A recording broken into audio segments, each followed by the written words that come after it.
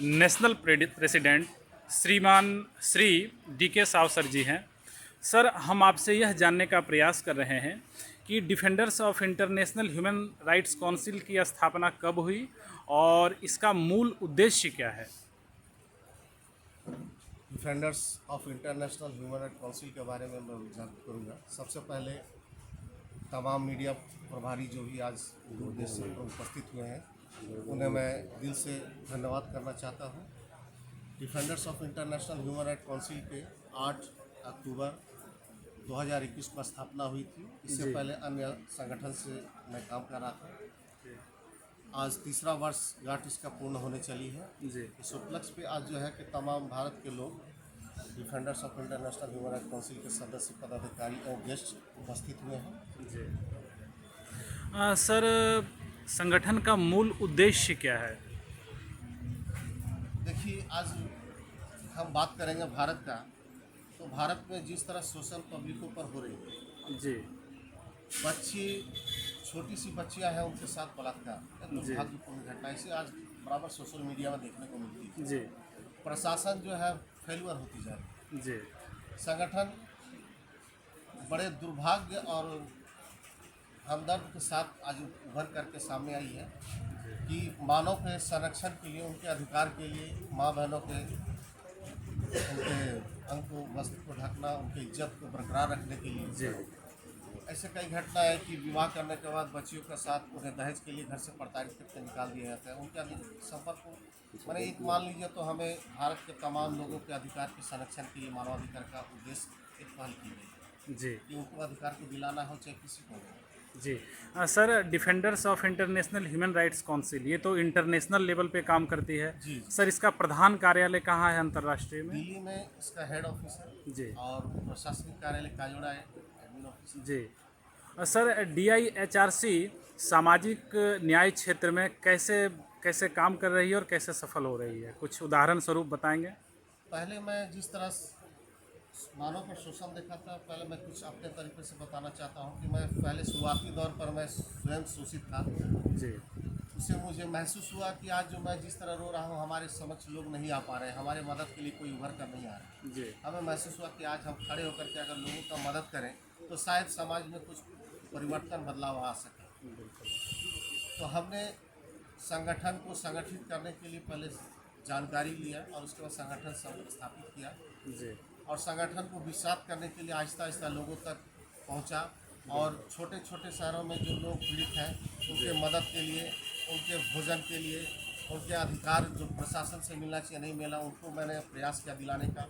आहिस्ता आहिस्ता यहाँ से उभर करके संगठन को बढ़ाया गया, राज्य से डिस्ट्रिक्ट लेवल, डिस्ट्रिक्ट से राज्य किया। उसके बाद प्रत्येक जिलाओं में हमारा जो है संगठन को बढ़ाया गया और कानून के दायरे, भारत के संविधान के अंतर्गत कोई भी अपराधी हो जी उसे, उनको प्रताड़ित करने वाले को कतई हम लोग बर्दाश्त नहीं करते हो, चाहे डिस्ट्रिक्ट मजिस्ट्रेट हो, सुप्रिंटेंडेंट ऑफ पुलिस हो, कमिश्नर ऑफ पुलिस हो या थाना अध्यक्ष हो। अगर वो अपराध करते हैं तो उनके विरुद्ध हम लोग कागज कलम से तब तक संघर्ष करते हैं जब तक उनका अधिकार मिल नहीं पाए। हमारे पास लिखित कंप्लेन आती है या हमारे पास जो पहुंच जाते हैं उनके लिखित कंप्लेन को लेकर के हम उस कंप्लेन को आगे हम लोग लिखित ही आवेदन करके उन्हें उनका। सर, मैं आपसे महिलाओं के विकास से संबंधित मुद्दा पे बात करूंगा। जैसे अभी महिलाओं के साथ बलात्कार जैसी घटनाएं घट रही हैं। अभी फ़िलहाल एक ज्वलंत मुद्दा बंगाल का जो डॉक्टर थी एक, उनके साथ हुई। तो इन सब चीज़ों को कैसे ख़त्म किया जाए।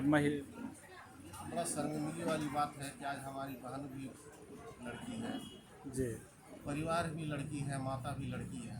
जी हमारे देश में सबसे बड़े बदलाव की आवश्यकता है, जो हमने 1-2 बार कंप्लीट किया था। सबसे बड़ी पोर्न साइट को बंद करना अति आवश्यक है। बिल्कुल।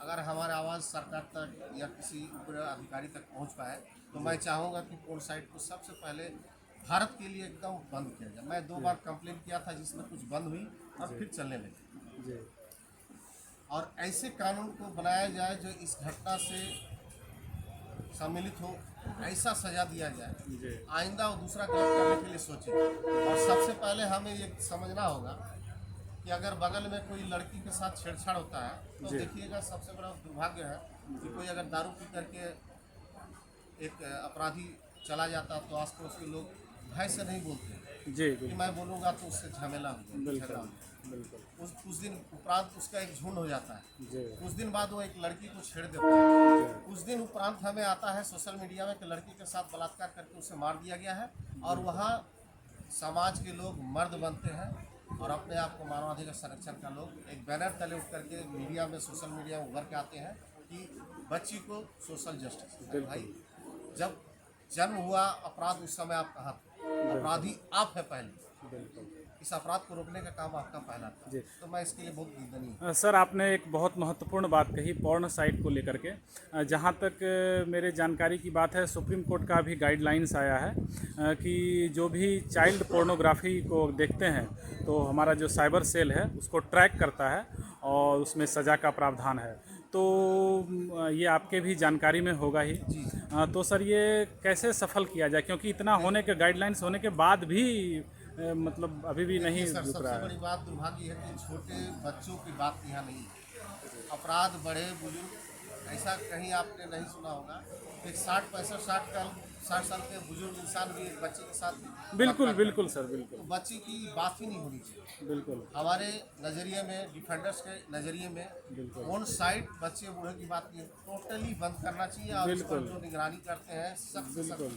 बैंड करनी चाहिए। हमारे बिल्कुल, कहने आपने का बहुत तात्पर्य अच्छी बात बैन करनी कही। चाहिए। भारत जी में सर, बात। बिल्कुल बिल्कुल इसके बाद हम 50% मैं चैलेंज करता हूँ, 50% भारत बदल जाएगी। बिल्कुल बिल्कुल सर, बिल्कुल।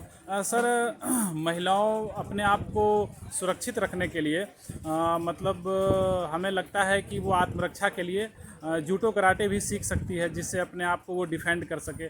तो आप तो